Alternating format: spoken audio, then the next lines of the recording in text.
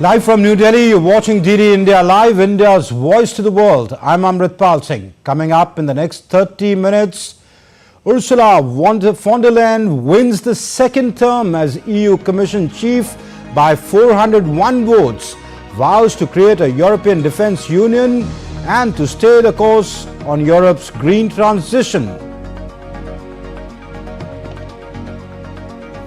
UK Prime Minister calls for closer cooperation in Europe to support Ukraine, calls for collective tackling of illegal migration, climate change and energy security. Over 40 European leaders gather in Oxford for European Political Community meeting. Joe Biden says he could opt out of the presidential race if it emerges that he has a medical condition. Biden isolates himself after testing positive for COVID-19.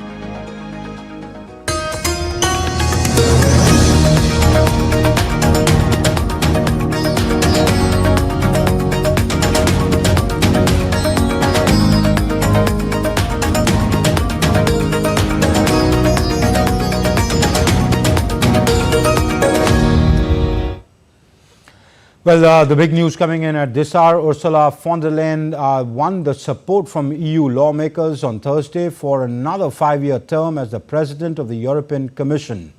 The 720 European Parliament approved her with 401 votes in her favour, 284 against and 15 abstentions. She needed 361 votes to get through.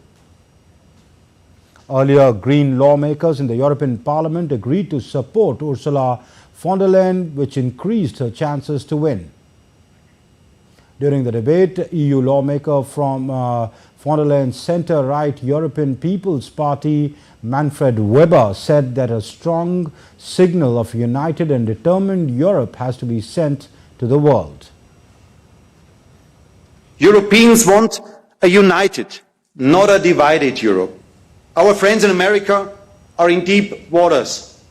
Putin brings war and wants to divide Europe. Today, we have to send a strong signal of a united and determined Europe. And ahead of the crucial EU vote, Ursula von der Leyen vowed to create a European Defence Union and to stay the course on Europe's green transition. Addressing the European Parliament, von der Leyen laid out a programme that focused on prosperity and security and promised a raft of climate policies, including a legally binding EU target to cut emissions by 90% by 2040. She also pledged to support Ukraine for as long as it takes in the conflict with Russia. A vision of a stronger Europe that delivers prosperity, that protects people and that defends democracy. A stronger Europe that delivers social fairness and supports people.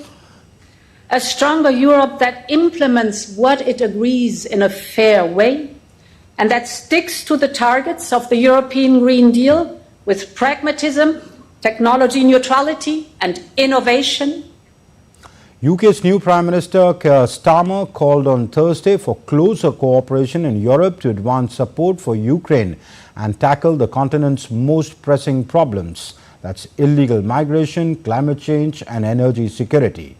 Opening a meeting of the European Political Community of more than 40 nations at the Blenheim Palace, the birthplace of Winston Churchill, Starmer made his bid for a reset in post-Brexit ties with the European Union.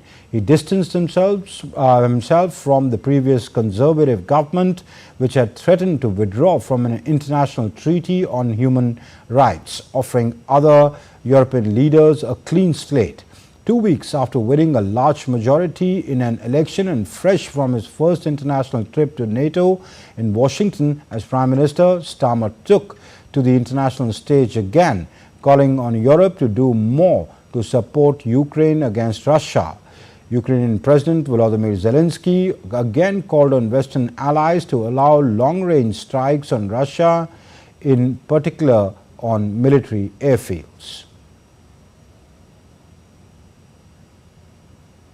With all of you to reset relationships, rediscover our common interest and renew the bonds of trust and friendship that brighten the fabric of European life.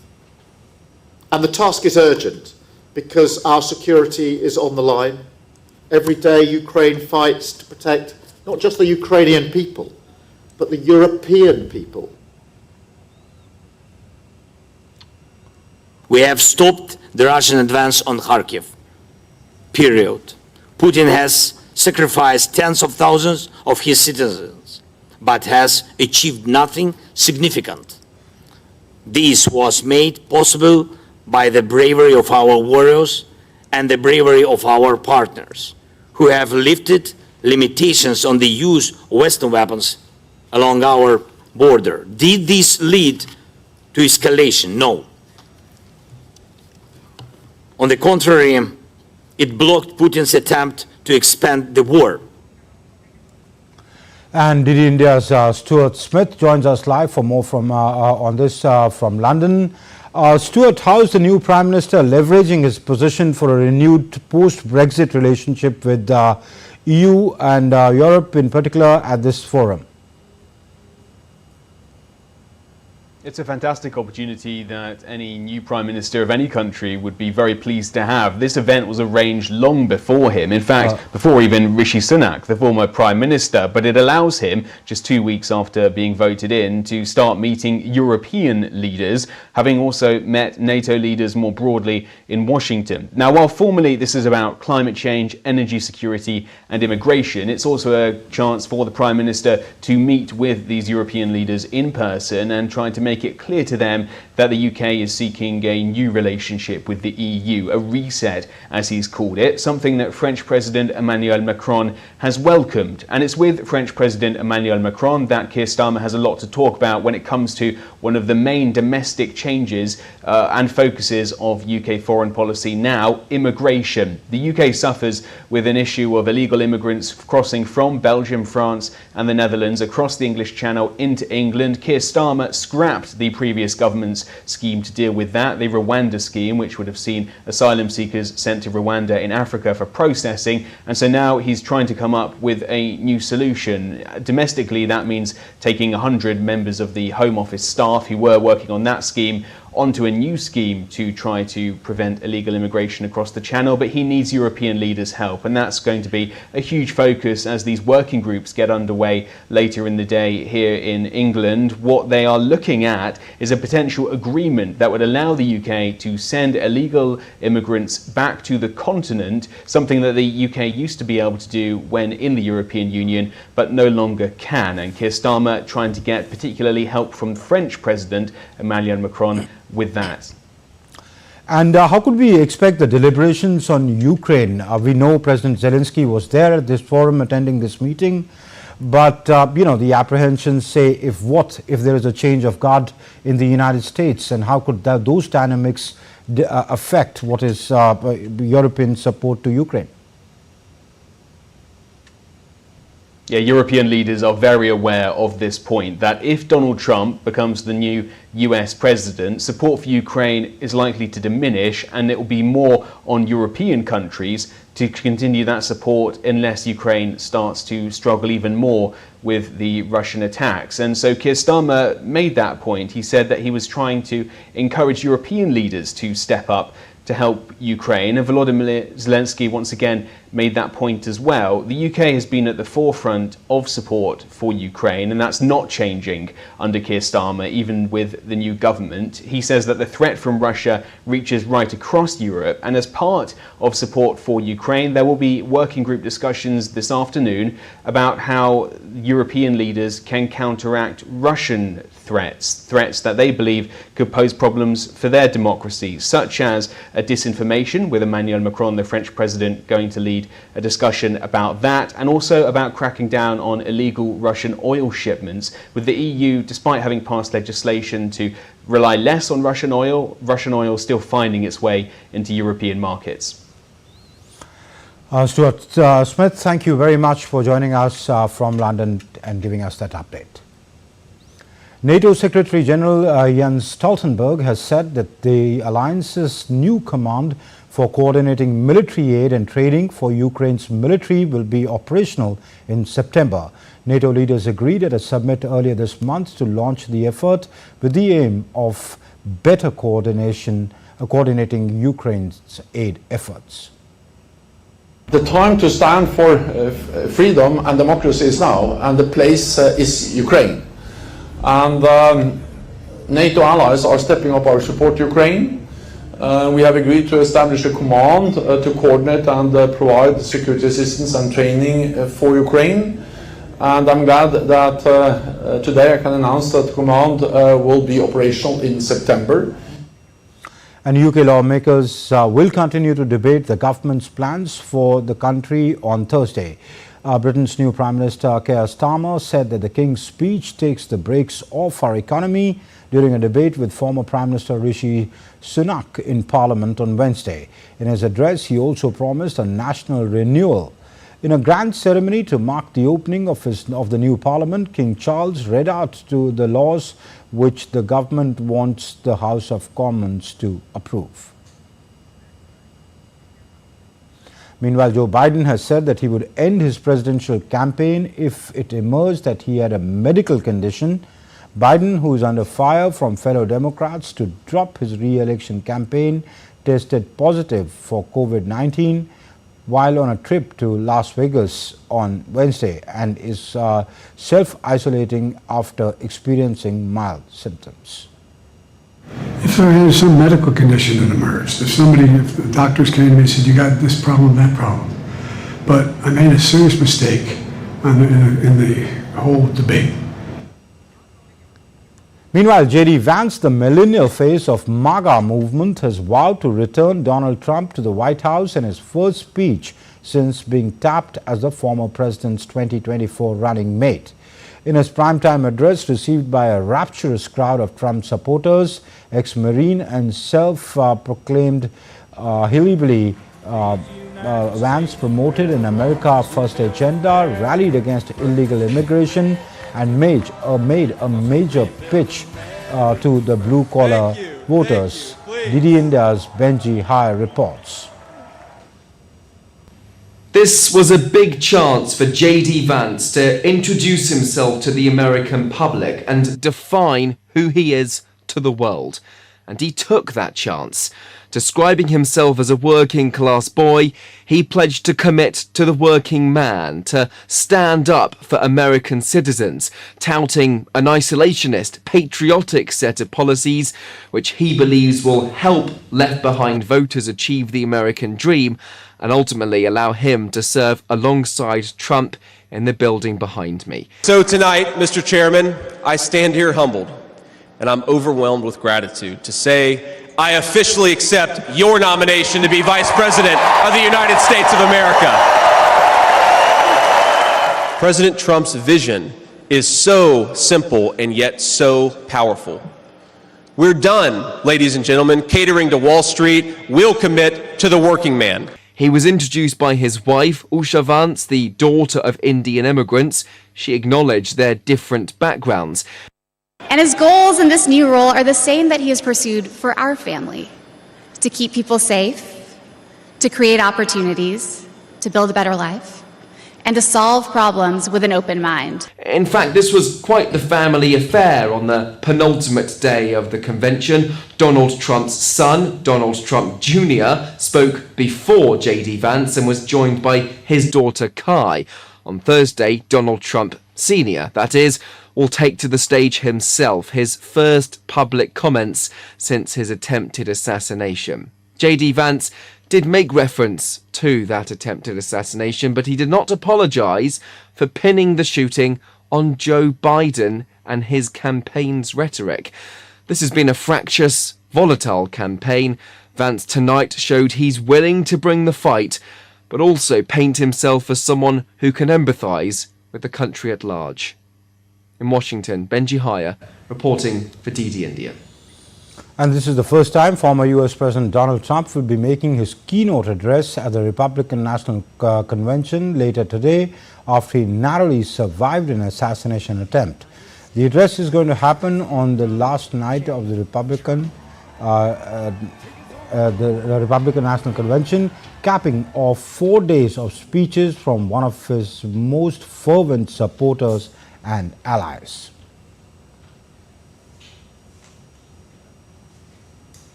Still to come on this edition of DD India Live, Bangladesh suspends some mobile internet services. Violent clashes over civil service hiring quotas continue to rock the country.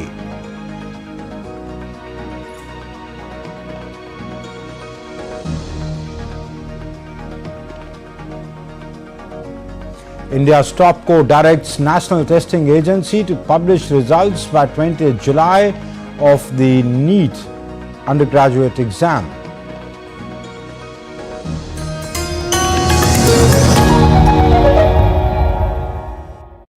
And help to prolong shelf life by 2 more days, so it's purely natural.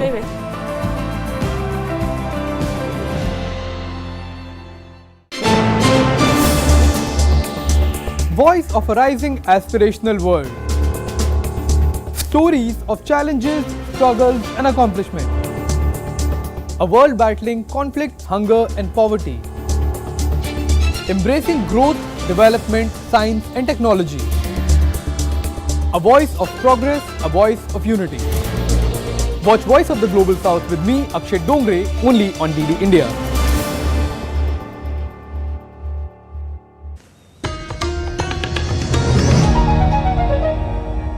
You're watching DD India Live. I'm Amritpal Singh. Returning to the top story, Ursula von der Leyen has won the presidentship for the second term of the European Commission. DD India's Alex Kadir joins us for more on that story from Brussels. Alex, we were talking a couple of hours back. We were saying it's a crunch vote for her. What swinged it for her? What worked for her? Well, the Greens actually is what swung it for Ursula von der Leyen. 401 votes to 284 against. A much bigger vote of support from the European Parliament than Ursula von der Leyen expected. 40 more than the 361 that she needed. So clearly a big victory for Ursula von der Leyen. A big sigh of relief for her campaign, for her team, and for her now taking the helm of this European Commission, that building behind me, for the next 5 years. But she got there by promising a lot of things to a lot of different people. She promised to be tough on migration, to triple the number of coast guards and border guards that the European Union has, but also to be good on the green pledges she made in her last term as president, to stay the course on the environmental changes and those targets that the European Commission has put forward. So she's trying to keep all sides happy. She's managed to do that to get through this first hurdle of having her presidency confirmed. That will still be a challenge for the next 5 years and keeping all of those groups on side. All right, let's see where this goes. Alex Carrier, that's all the time we have for. Thank you very much for joining us from Brussels. The situation in Bangladesh appears to be turning from bad to worse. Fresh violence was reported in Bangladesh, with 4 persons killed and hundreds injured in clashes between quota reform protesters and the police on Thursday during the nationwide shutdown. The protesters on Wednesday called for complete shutdown across the country to push home their demand to reform the quota system and protest the attacks on student protesters. The protesters demonstrating against the government's handling of the ongoing quota reform movement blocked major national highways, snapped Dhaka's rail communication with the rest of the country, and also paralyzed metro rail operations in Dhaka. The authority has cut mobile and internet services as a protest to intensify.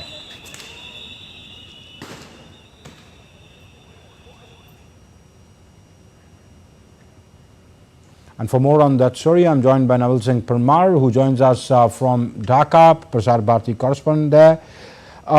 Naval, how is the situation? It seems to be taking a more dramatic, a more down south turn, going bad to worse. Yes, Bripal, you rightly said that situation is now turned from bad to worse in the Bangladesh, and today there were a nationwide blockade enforced by the quota reform protester, and during the blockade in Dhaka and nearby areas and the other cities of Bangladesh, there were a number of clashes between police and protesters have been reported. And as per the latest report, around 8 to 10 people lost their lives today in the clashes with the police and the protester. And Communication Minister of Bangladesh, Junaid Ahmed Palak, just sometime before confirmed that government shut down the mobile internet connectivities to control the messaging on social media platforms and other means of internets. And the rail connectivity as well as the national highways leading from Dhaka to other places of Bangladesh have been blocked, and public life in Dhaka and other parts of the country have been paralyzed due to the nationwide blockade. And the people from apart from the students and teachers, the common people and local people also support them in the enforcement of the blockade. All right, Naval Singh, take care of yourself. So that was Naval Singh Parmar, our correspondent in Dhaka. Thank you very much for that update. And India's Supreme Court on Thursday ordered the National Testing Agency to publish the results of all candidates who took the National Eligibility cum Entrance Test, the undergraduate exam for the year 2024 on July 20th. A bench headed by Chief Justice of India, D.Y. Chandrachud, however, said that the marks should be published without revealing the identity of the candidates. Next hearing is scheduled for Monday. More than 23.33 lakh students had taken the test on May 5th at the 4,750 centers.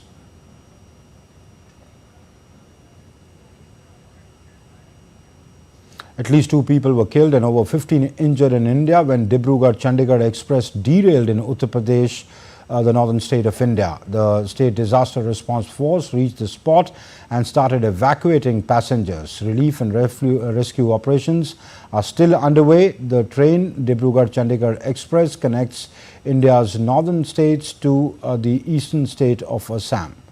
More updates are awaited on that.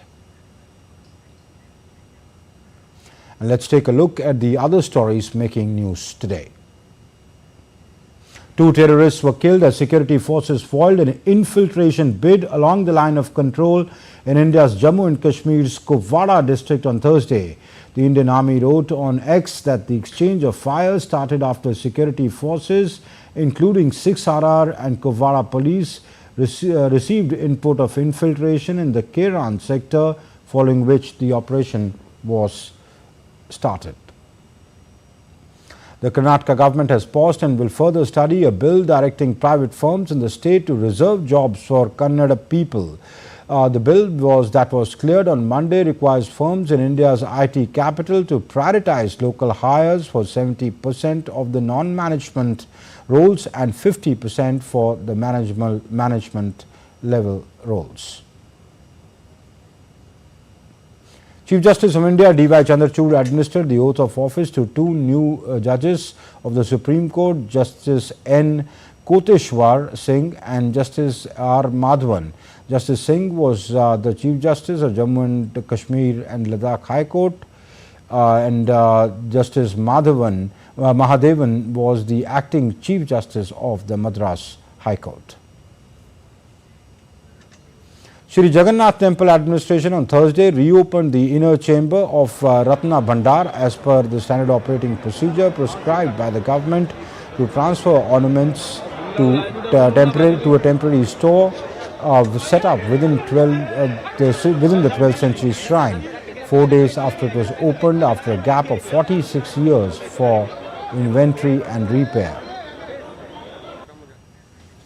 And that's all in this edition for DD India Live. But do let us know your thoughts on the news of the day. For those on the go, you can get all the latest news and updates from India and across the world on DD India's mobile app. The app is available on both Android and iOS platforms. Scan the QR code on your screens to download. We will be back with more news and as it breaks here on DD India. I'm Amrit Pal Singh, and from all my team here in Delhi, thanks for watching DD India Live.